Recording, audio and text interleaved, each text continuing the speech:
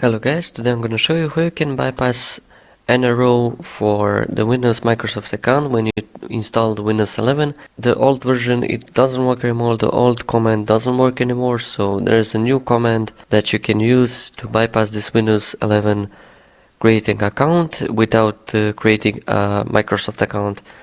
So let's get started. So here's the command that you can use. So on this screen, press Shift and plus F10, and then you should get this CMD prompt here that you can type the commands. I'm just gonna show you right here. Make sure the command is correctly typed, because if it's not correctly typed then it will not work.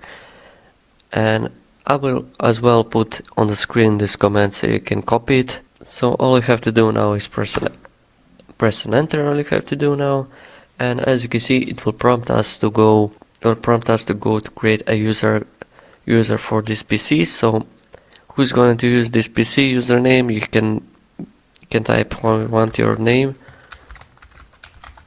So I'm going to go, for example, that one. You don't have to choose a password. You can leave it blank and it will just not use a password.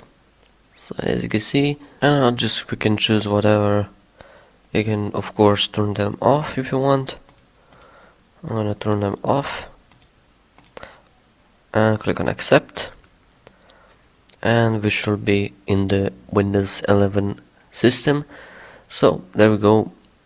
That's how you bypass as you can see here. If I go here, you will see I have local account on the Windows. So as you can see here, if I search WinVer, as you can see here is 24H2. As you can see is the latest, and that's how you do it. Thanks so much for watching. If this video was helpful for you, don't forget to subscribe to the channel, and see you in the next video. Bye.